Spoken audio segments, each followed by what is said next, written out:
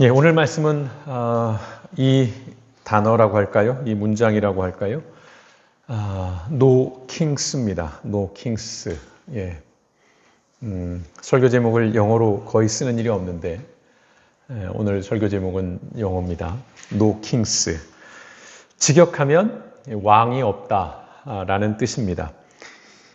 이 말은 현재 미국에서 벌어지고 있는 반트럼프 시위에 등장한 구호입니다. 아마 여러분도 뉴스를 통해서 익숙하게 들어보셨을 것 같습니다.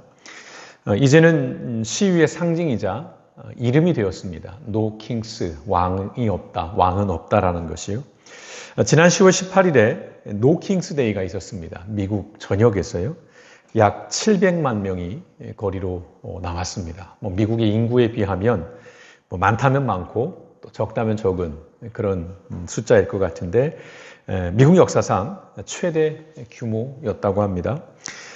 그 시위대는 이렇게 외쳤어요. 예, 왕자가 없고 왕관도 없고 당연히 왕도 없다라는 것. 그렇습니다. 미국은 1776년 식민 지배를 받던 영국 왕정으로부터 영국의 왕으로부터 독립해서 현재까지 민주공화국으로 존재하고 있습니다. 물론 우리가 살아가는 현실 세계에는 수많은 왕이 존재합니다. 아직도 왕정제를 택한 나라에서는 전통적인 의미의 왕이 존재합니다. 또 민주공화국을 표방하는 그런 나라에서도 왕과 같은 역할을 하는 존재가 있습니다. 예컨대 대통령, 그런 예이겠죠. 또 독재국가에서는 독재자가 그야말로 왕입니다. 예. 국가적인 차원만이 아니죠. 모든 조직 또는 어떤 모든 질서 속에서 유사왕이 존재합니다. 또 사람만 왕이 되는 것은 아니죠. 지배하고 구속한다는 차원에서 보면 우리의 이 자본주의 체제에서는 자본, 즉 돈이 왕입니다. 그렇죠? 현실에서 우리를 강력하게 구속하고 우리의 삶을 그야말로 끌고 가고 우리를 종속시키는 것은 돈이에요. 왕과 같은 그런 존재입니다. 또는 학벌과 능력주의 사회에서는 스펙이 왕이에요. 이른바 우리나라에서는 스카이대를 나와야 되는 것이고요. 또 영어 점수는 어떻게 돼야 되고 또 어떤 유학의 경력이 있어야 되고 또 박사 학위가 있어야 되고요. 그 이후에 포스트 닥터까지도 하게 되는 그런 스펙이 있을 때 우리에게 경쟁력이 있고 그것이 왕과 같은 그런 역할을 하는 것입니다. 생각해보면 저도 그렇고 여기 계신 모든 분들이 왕입니다. 어떤 의미에서 그럴까요? 내 인생은 내 거라고 얘기할 때에 그 주장의 이면에는 내가 곧 왕이라는 그런 인식이 전제되어 있는 것입니다. 특히나 요즘 같은 시대 속에서는 이게 굉장히 강하죠. 너의 인생을 살아. 주체적으로 살아. 너 인생은 너의 것이야.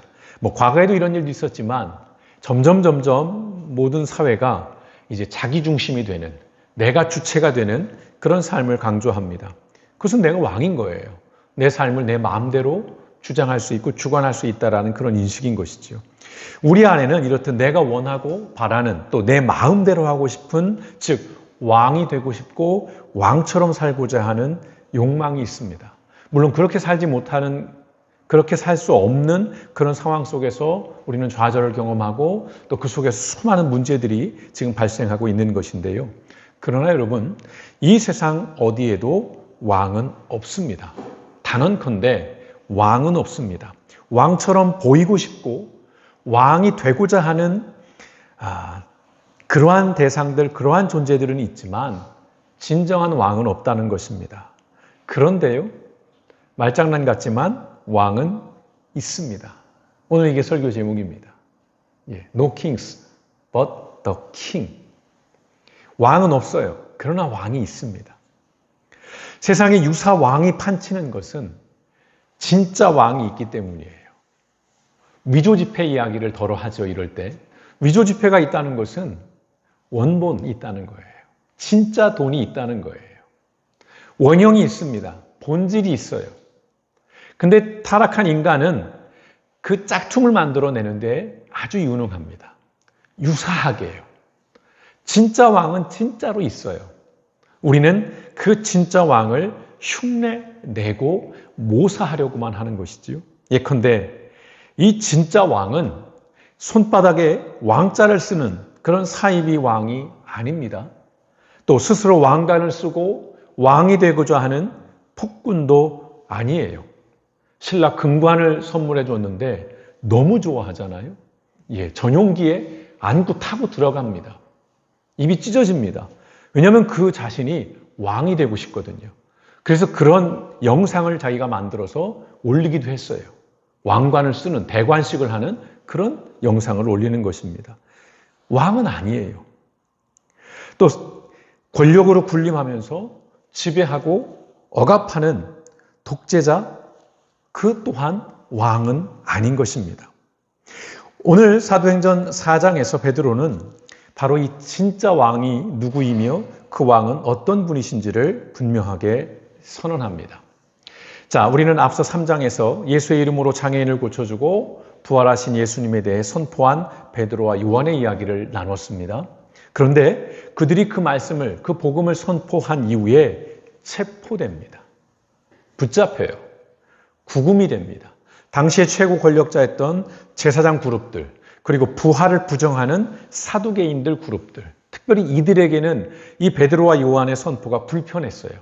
예수님을 부활했다라고 말씀했거든요. 근데 사두개인들은 부활을 부정합니다. 부활은 없다라고 하는 자들이에요. 그리고 교회를 주무르는 장로들의 심기를 불편하게 했기 때문에 이들이 체포가 된 것입니다. 그리고 이제 이들은 베드로와 요한을 신문합니다. 뭐라고 할까요? 4장 7절에 보시면 너희가 무슨 권세와 누구의 이름으로 이 일을 행하였느냐라고 따져 묻습니다. 너희가 무슨 권세와 누구의 이 이름으로 이 일을 행하였느냐. 권세, 파워, 권력 같은 것이죠. 그러니까 누구의 어떤 권력, 누구의 권한으로 누구의 이름이라는 것도 그런 의미죠. 니네가 이 일을 행하느냐라고 그렇게 따져 물어요. 굉장히 위협적인 그런 신문이고 질문입니다. 근데 베드로는 담대하게 이렇게 선포합니다. 4장 10절 말씀을 보시면 세 번역입니다.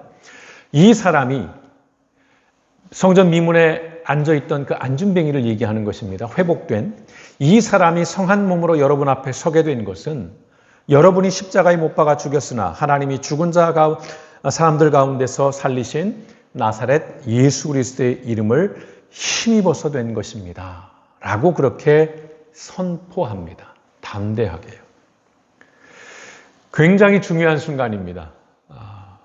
기독교 역사에서, 교회 역사에서 최초의 사건이에요. 이른바 초대교회가 처음으로 세상의 권력과 정면으로 맞선 순간이에요. 맞짱을 뜨고 있는 겁니다. 처음 부딪히게 됐어요. 그 전까지는 이런 어떤 조직과 조직이 부딪힌 적은 없었거든요. 근데 베드로는 이때 매우 중요한 말씀을 이어갑니다. 11절과 12절 말씀을 보시면 이 예수는 너희들 집 짓는 사람들에게는 버림받은 돌이지만 집 모퉁이의 머릿돌이 되신 분입니다. 이 예수 밖에는 다른 아무에게도 구원은 없습니다. 사람들에게 주신 이름 가운데 우리가 의지하여 구원을 얻어야 할 이름은 하늘 아래에 이 이름밖에 다른 이름이 없습니다. 아멘. 굉장히 중요한 말씀이죠. 사도행전 4장 12절의 말씀. 물론 이것을 좀 극단적으로 인용하는 말씀들은 너무 배타적이고 너무 좀 폭력적인 양태까지 띄우고 있는데요. 그러나 명확하게 말씀하고 있어요. 다른 이름 없다는 것입니다. 아무에게도 구원을 할 능력이나 그럴 자격을 준 그런 걸 부여받은 대상이 없다는 것입니다. 다시 말해 그 누구도 우리의 왕이 될 수 없다는 것입니다. 오직 한 이름, 그 이름 외에는 어디에도 없다는 것입니다. 오늘 베드로의 이 선포가 오늘 함께 나누실 말씀의 핵심입니다. 세상의 권력자들이 무시하고 버리고 심지어 죽였던 그분, 바로 예수 그리스도, 그분만이 우리의 유일한 구원자라는 것입니다. 다시 말해서 예수 그리스도만이 진정한 그리고 유일한 왕이심을 선포한 것입니다. 범신론의 세계를 우리는 알고 있습니다. 다신론의 세계도 알고 있습니다. 초대교회의 세계도 마찬가지였어요. 유일신이 아니었죠. 이미 수많은 문화권들 속에서 수많은 신들이 존재합니다. 그 신들은 인간들에겐 왕이에요. 구원자예요. 절대적으로 복종하고 절대적으로 충성해야 할 그런 대상들이 수없이 많습니다. 이른바 갓 신들이 넘쳐나는 시대 속에서 명확하게 얘기하는 거예요. 유일한 왕은, 유일한 구원자는 오직 한 분, 예수 그리스도 한 분이라는 것입니다. 세상의 어떤 왕도요, 대통령도, 권력자도, 지도자도 우리를 구원할 수 없다는 매우 위대한 선언입니다. 그들 자신을 구원하지 못하는 자들은 다른 사람도 구원할 수 없습니다. 내가 나를 구원하지 못하면 내가 다른 사람을 구원할 수 없는 거예요. 그래서 세상에 존재하는 모든 것들은 구원자가 될 수 없는 겁니다. 그들은 피조물이기 때문에 그래요. 스스로 자존한 대상이 존재가 아니잖아요. 피조물이에요. 만들어진 존재입니다. 우리가 사는 세상에 존재하는 모든 것은 스스로 저절로 생겨난 것이 없다는 것이죠. 그러니 스스로를 구원하는 대상, 그런 존재는 아무도 없습니다. 그래서 구원자는 없고 그래서 왕은 없다는 것입니다. 유능하고 선정을 베푼 왕이라 할지라도, 예컨대 세종대왕이라 할지라도 구원자일 수는 없습니다. 그들은 진짜 왕의 그림자예요. 좋게 말한다면, 또는 진짜 왕을 부분적으로 보여주는 거예요. 하물며 독재자나 폭군이나 무능하고 무례한 지도자는 말이 무엇하겠습니까? 그들이 어찌 왕일 수 있겠습니까? 그들을 어찌 우리가 왕으로 인정할 수 있겠습니까? 베드로와 요한은 성령의 충만함 속에서, 오늘 사도행전 4장에 그런 표현이 등장합니다. 성령의 충만함 속에서 두려움 없이 담대하게 세상의 권력자들 앞에서 진리를 선포합니다. 복음을 선포해요. 그런데 그 권력자들은 어떻게 반응합니까? 4장 18절입니다. 그들은 그 두 사람을 불러서 절대로 예수의 이름으로 말하지도 말고 가르치지도 말라고 명령하였다. 협박하는 것이죠. 겁박한 것입니다. 입 다물어, 입 틀막이에요. 다시는 그런 얘기를 하지 마. 사람들 앞에 그런 거 선포하지 마. 입 닫고 살아. 안 그러면 너희들 죽여버릴 거야. 이런 얘기가 담겨 있는 것입니다. 충분히 압박이 되고 위축이 되는 위협이에요. 그러나 베드로와 요한은 이렇게 대응합니다. 19절에서 20절 말씀입니다. 하나님의 말씀을 듣는 것보다 당신들의 말을 듣는 것이 하나님 보시기에 옳은 일인가를 판단해 보십시오. 우리는 보고 들은 것을 말하지 않을 수 없습니다. 이게 증인입니다. 사도행전을 시작하면서 한 가지 키워드를 우리가 색이라고 제가 말씀을 드렸습니다. 그게 바로 뭐였죠? 증인이에요. 사도행전을 관통하는, 또는 성경 복음서를 관통하는 핵심 단어를 하나로 꼽으라면 증인입니다. 베드로가 얘기하잖아요. 하나님 말씀을 듣는 것보다 당신의 말을 듣는 것이 하나님 보시기에, 이게 핵심이죠. 사람이 볼 때는 입 닫고 살아야 돼요. 안 그러면 죽거든요. 안 그러면 불이익 당하거든요. 그러나 하나님이 보시기에는 무엇이 옳은 일인가? 보고 들은 것을 말하는 것, 증언하는 것, 그것이 옳은 일이에요. 베드로와 요한은 정직하게 얘기를 하는 것입니다. 신앙의 본질 속에서 말하고 있는 거예요.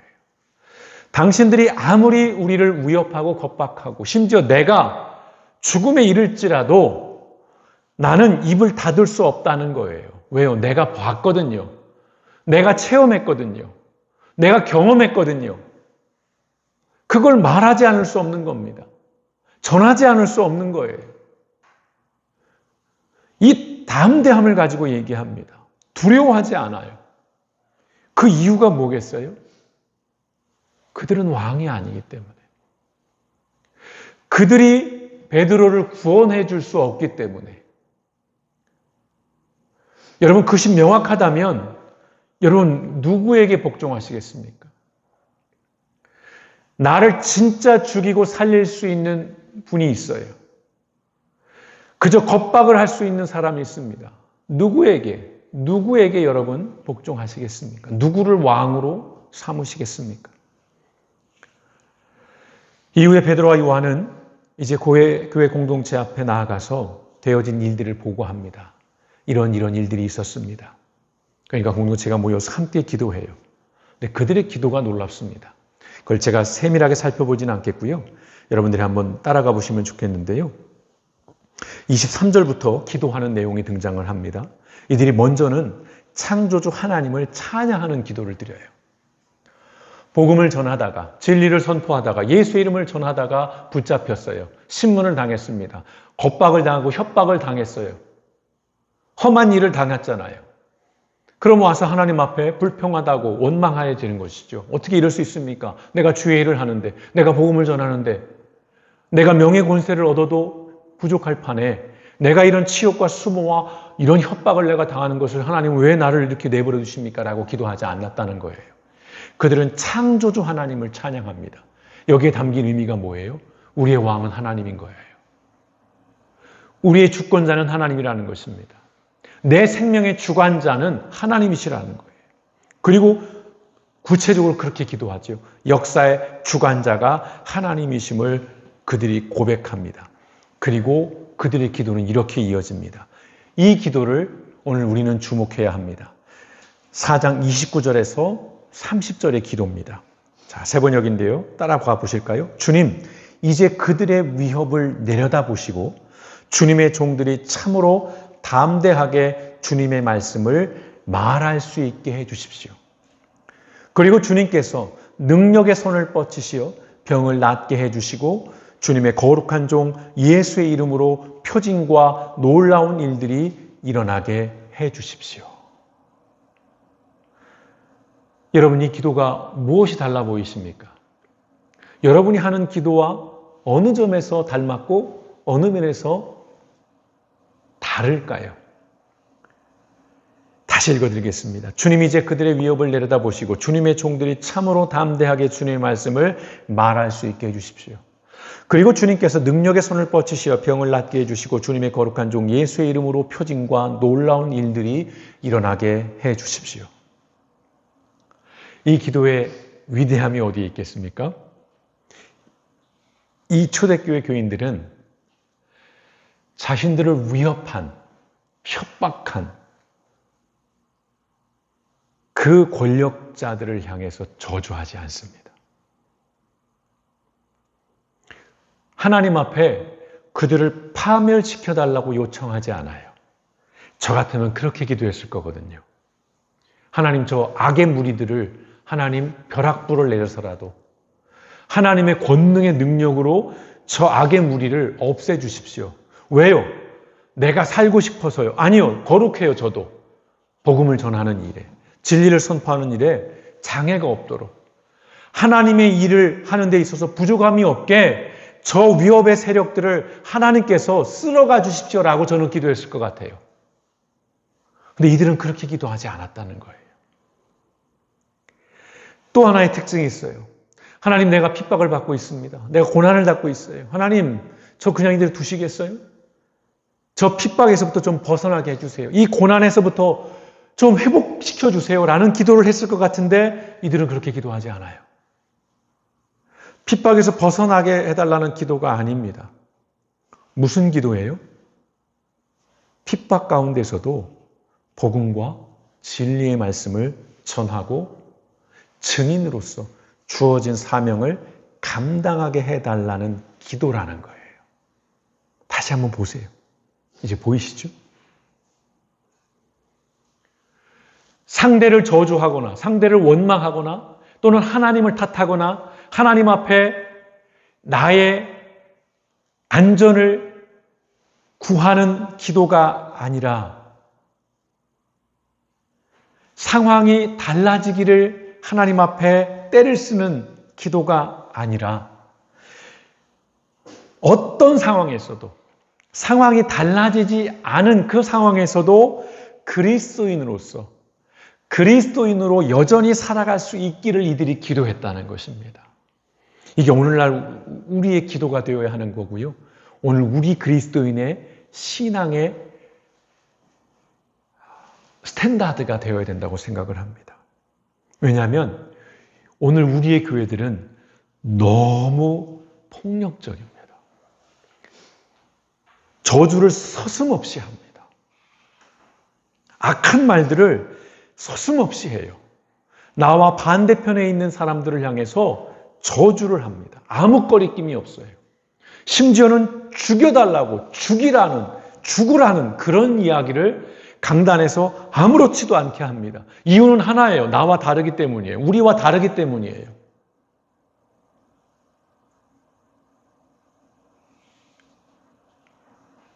초대교회는 그렇게 기도하지 않았어요.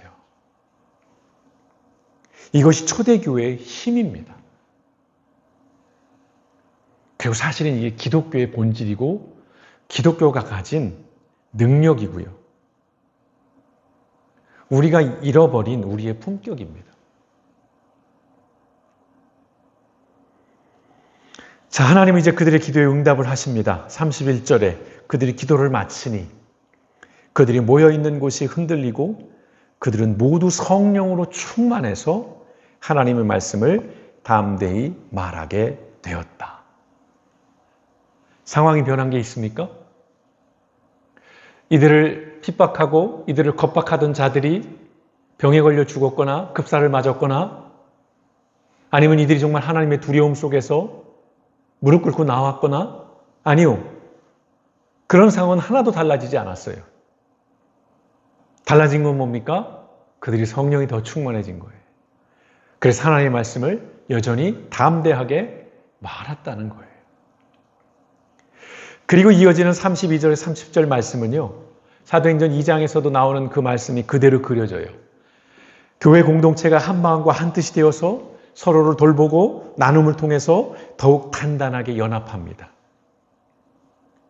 그들이 외부의 위협을 당했을 때 그들이 그 두려움 속에서 내부적으로 분열을 일으키고 서로 탓을 하고 야 베드로와 요한 니들이 쓸데없이 그런 얘기를 전해가지고 지금 우리 예수 믿는데 어려움이 됐고 우리 교회가 힘들게 됐고 그거 나중에 전하면 될지 니들 뭐 자랑하는 거냐 병 고친 거 니들 능력 드러내는 거냐 충분히 그럴 수 있거든요. 요즘 같은 교회 분위기에서는. 그러나 이들은 철저하게 다른 방식으로 대응했습니다. 보통의 사람들이 일반적으로 살아오는 삶의 양태가 아니라 전혀 다른 자신의 재산을 팔아서 나눴다는 거예요. 이건 지금도 못할 일입니다. 그렇게 그들은 저항한 거예요. 폭력을 폭력으로 맞서지 않고 그들은 전혀 다른 삶의 방식으로 그리스도인이 무엇이며 교회가 무엇이고 우리가 만들고자 하는 회복해 나가고자 하는 하나님의 나라가 무엇인지를 이렇게 보여주고 있는 것입니다. 그리하여 사도행전 4장을 통해서 우리는 초대교회를 볼 수 있는 거예요. 세상의 권력자들 앞에서 그리스도인은 두려움 없이 담대했습니다. 이게 굉장히 중요한 얘기예요. 그리고 공동체는 함께 기도하면서 자신들의 존재 이유를 잊지 않았어요. 두려움 속에서, 불안 속에서, 공포 속에서 흩어지지 않았어요. 더 선명하게 자신들의 사명을 감당을 해냈다는 것이죠. 어떤 방식으로요? 서로 돌보고 나누는 사랑으로 그들은 세상에 저항한 것입니다. 이것이 가능했던 이유가 뭐겠습니까? 이들이 이런 신앙의 모습을 보일 수 있었던 이유가 뭘까요? 그들이 따르고 섬겨야 할 왕, 그 왕이 예수 그리스도였기 때문에 그래요. 세상의 왕이 진짜 왕이고 그 왕이 내 영혼을 죽일 수 있는 능력을 가진 자라면 그 앞에 엎드려야겠죠. 그러나 이들에게 왕은 예수 그리스도였어요. 예수 그리스도만이 자신들을 살릴 수 있고 살아가게 하는 인간다운 삶을 살게 하는 분이라는 믿음, 확신이 있었기에 이들은 두려워하지 않은 거예요. 그러한 믿음과 확신으로 무도하게 힘을 휘두르는 권실의 권력자들 앞에서 두려움으로 위축되지 않고 불안으로 주눅들지 않았다는 것입니다. 그러나 여러분, 사람은요, 누구나 두려움에 사로잡히면 대상을 찾습니다. 저는 그렇습니다. 두려움에 사로잡히면 대상을 찾아요. 자, 누군가는요, 그 두려움에서 구원해줄 영웅을 찾습니다. 나를 건져줄, 나를 살려줄, 나를 이끌어줄 강력한 영웅을 찾아요. 두려움에 사로잡히면. 그리고 또 어떤 누군가는 두려움을 가져오게 만든 가해자를 찾아요. 내가 왜 두렵지? 나를 두렵게 한 자가 누굴까? 찾기 시작하는 거예요. 자, 영웅을 통해서는 안전을 얻으려고 하는 거고요. 가해자를 통해서는 분풀이를 하는 겁니다. 개가 무서워서 짖는다잖아요. 예, 크게 짖을수록 무섭다라는 신호라는 거잖아요. 내가 두려움에 빠지면 누군가를 정합니다. 희생자를 지목해요. 그래야 내가 그 두려움에서 벗어날 수 있고 그 분풀이를 통해서 내가 좀 더 안전함이나 무엇보다 이건 내 잘못으로 생긴 두려움과 공포가 아니라는 걸 그렇게 정당화하고 싶거든요. 여러분, 이것이 가장 손쉬운 방법이에요. 그렇잖아요? 누가 나를 구원해줄 영웅이 슈퍼맨처럼 오면 얼마나 좋겠습니까? 또는 너 때문이야, 쟤들 때문이야 라고 하면 우리는 훨씬 마음이 편할 수 있어요. 그런데 가장 손쉬운 방법이지만 가장 치명적이고 파괴적인 방법입니다. 제가 요즘 미국 얘기를 많이 합니다. 지금 미국에 특별히 그 가운데 백인 복음주의자들, 이제 조만간 복음주의에 대한 세미나를 한번 열어보겠습니다. 수없이 듣는 이 복음주의라는 말이 도대체 막상 뭔지를 설명하라 그러면 저부터도 사실은 좀 헷갈립니다. 근데 우리는 수없이 많은 이 복음주의, 복음주의자 이런 얘기를 듣게 되는데요. 자, 일단은 여기서는 미국의 그 백인 복음주의자들이 지금 미국 기독교 안에 상당한 문제를 일으키고 있는데 그 핵심에 뭐가 있냐면요. 이들은 자기들이 박해를 받고 있다고 생각을 합니다. 양태는 같아요. 초대교회 교인들이 세상으로부터 이교도들로부터 박해를 받은 것처럼 지금 미국에 사는 백인인 복음주의자들이, 그리스도인들이 자기들이 박해를 받고 있다고 생각해요. 그리고 이들이 두려움에 빠져 있습니다. 주류 문화에서 비주류 문화가 될까 봐 두려워해요. 지금 백인의 인구가 줄어들었거든요. 유색 인종들이 훨씬 많거든요, 미국은. 미국은 백인의 나라가 이제 더 이상 아닙니다. 더 본질적으로는 기독교 국가가 아닙니다. 미국은 선교지예요. 그래서 선교사들을 파송하고 있습니다, 미국으로. 이들이 두려움이 있는 거예요. 자기들이 한때는 백인으로 주류였어요. 그런데 지금 비주류로 밀려나고 있는 거예요. 실제로도 그렇고요. 인종적으로 더 이상 다수가 아닙니다. 종교적으로도 더 이상 다수가 아니에요. 소수자로 되어가고 있어요. 그래서 그들이 불안해합니다. 그러면서 어디까지 나가냐면 나라를 잃어버릴, 권력을 빼앗가는 그런 두려움에 빠져 있습니다. 우리가 생각하는 것보다 훨씬 심각해요. 그래서 이들이 무엇을 선택했습니까? 어떤 일을 벌였습니까? 이 두려움과 불안 때문에 트럼프를 택한 거예요. 지난 대선, 미 대선에서 백인 복음주의자들의 80% 이상이 트럼프를 지지했습니다. 트럼프가 경건한 기독교인이어서가 아니에요. 그가 신실한 하나님의 사람이기 때문이 아닙니다. 이들이 볼 때는 그가 영웅이 될 수 있는 거예요. 자기들의 두려움을 해소해 줄 수 있는 왕으로 생각을 한 겁니다. 그리고 어떤 선택을 합니까?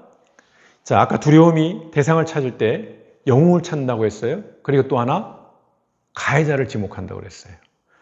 이들이 누구를 가해자로 지목하고 있습니까? 유색인종들이요. 이민자들이요. 저놈들이 우리나라 와서 내 일자리 뺏어갔다는 겁니다. 그래서 우리가 지금 중산층에서 하층으로 전락했다는 거예요. 우리가 가난해지게 됐다는 거예요. 누구 때문에? 이민자들 때문에. 유색인종 때문에. 그리고 또 한 그룹, 동성애자들 때문에. 이들을 가해자로 지목해서 혐오와 분풀이를 하고 있습니다. 상당히 심각합니다. 그 결과가 뭐예요? 아까 말씀드렸어요.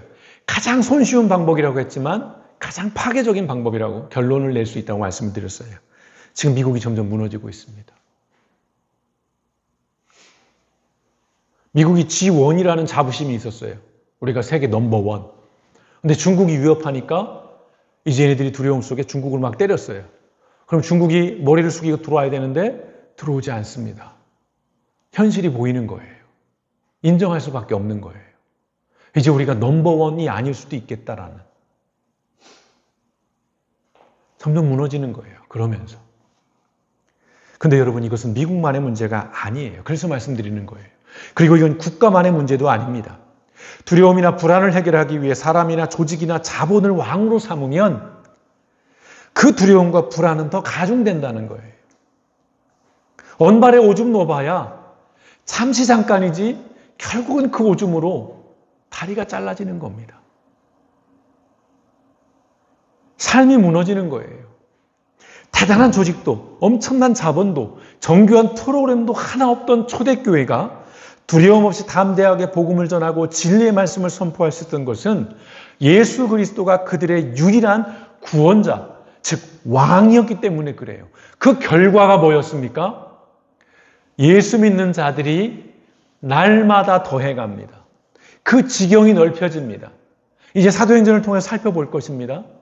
예루살렘과 유대와 사마리아와 땅끝까지라고 하는 그 하나님의 말씀이 사도행전을 통해서 지리적으로 확산이 됩니다. 종교적으로, 문화적으로, 인종적으로 확산이 되는 이야기가 사도행전이라고 말씀을 드렸어요. 이들이 진짜 왕이 누군 줄을 알고 그 왕 앞에 충성을 다하고 그 왕 앞에서 그들이 순종했을 때에 이들은 놀라운 역사를 이루어냈다는 것입니다.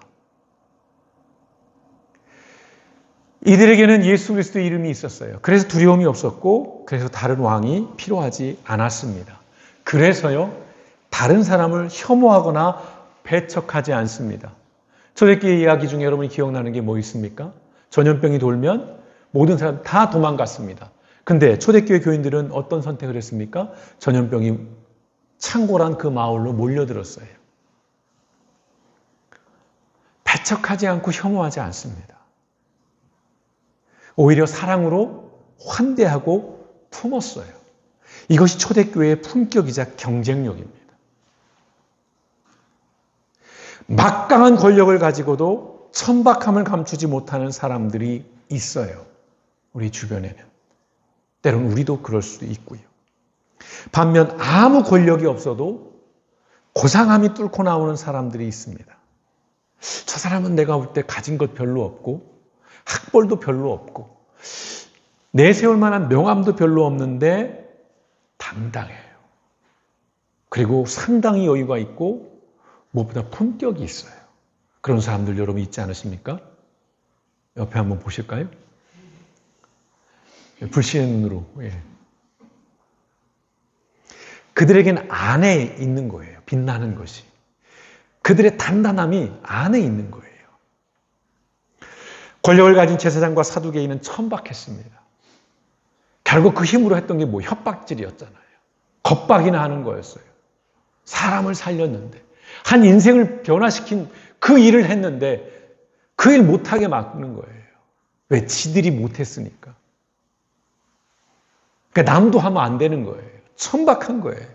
힘은 있지만. 가진 것이라고는 예수 이름밖에 없었던 베드로와 요한은 반면 품격이 있었다는 겁니다. 그때 이 초대교회 교인들은요. 어떤 목사님의 소치가 갑자기 떠서 이렇게 왜인가 봤어요. 근데 거침없이 얘기를 하시더라고요. 그래서 살짝 제가 유혹을 받았습니다. 나도 저렇게 할까? 그분이 그런 얘기를 하더라고요. 교회가 건축하기 시작하면 그 교회 망한 겁니다. 왜 교회가 세상의 멋진 빌딩, 그런 빌딩처럼 지으면 안 돼? 라고 말한다면 그 교회 망한 교회라는 거고요. 그 목사는 망한 목사라는 것입니다. 굉장히 일리가 있는 말씀이죠. 서초동에 3,300억짜리 교회가 있습니다. 그래서요. 지금은 한국 교회가 어떻습니까? 힘을 가졌어요. 누누이 말씀드리지만. 돈도 있습니다. 사람도 있어요. 그런데 천박합니다, 기독교가. 조심스러운 말씀이에요. 넌 얼마나 고생해서 맨날 그런 얘기를 하냐. 저도 똑같아서 얘기를 하는 겁니다. 그래서 이런 질문을 드리지 않을 수 없습니다. 개보성도 여러분, 여러분은 지금 무엇을 믿고 있습니까? 여러분 누구를 믿고 있습니까? 그냥 뻔한 질문으로 듣지 않으셨으면 좋겠어요. 그리고 여러분은 지금 무엇을 가지고 있습니까? 무엇이 여러분을 지탱하게 하고 무엇이 여러분을 살아가게 합니까? 난 내 학벌이 있어. 난 내 자녀가 있어. 난 재산이 있어. 난 지위가 있어. 예, 그것이 우리를 든든하게 하는 건 맞아요. 하다못해 차라도 비싼 차를 타야 한다잖아요. 사업을 하려면. 그런 것을 의지하는 겁니다. 사람들은 사실은. 그러나 왕이 아니에요. 우리를 구원할 수 없습니다. 그런 것들이 쉬운 방편이지만 결국은 무너지는 거예요. 그리고 다시 묻습니다. 여러분의 왕은 누구입니까? 진짜 여러분의 삶의 주인으로 삼고 있고 여러분이 정말 따라가고자 하는 그 대상이 누구입니까? 오늘 사도행전 4장은 그분이 예수 그리스도라고 말씀합니다. 그 이름이 예수 그리스도라고 우리에게 들려줍니다. 오직 그분만이 우리의 왕이고 우리의 삶을 살리고 살려내는 분이심을 말씀하고 있습니다. 그렇다면 오늘 우리의 왕도 예수 그리스도여야 할 줄 믿습니다. 오늘 우리의 교회가 모시고 살아야 할 왕은 돈이 아니라 교회 건물이 아니라 예수 그리스도 그 이름인 줄 믿습니다. 오늘 우리의 삶 속에 다시 한번요. 내가 무엇을 가지고 있지? 내가 정말 무엇을 믿고 있지? 내가 누구를 의지하며 내가 누구로 인하여 내 삶을 지금 살아가고 있지? 앞으로 남겨진 시간 내가 살아갈 이유는 또 무엇이지? 어렵고 힘든 질문이지만 이 질문을 여러분 끊임없이 되뇌이면서 손쉬운 방법은 아니지만 그러나 이것이 생명의 능력이 있는 삶의 방식임을 기억하시면서 진정한 왕 예수 그리스도가 우리의 삶의 왕이심을 우리의 삶을 이끌어 가시는 왕이심을 고백하며 나아가는 저 여러분 우리 모든 길법교회 성도 되시기를 주님의 이름으로 축원드립니다. 이 시간 잠시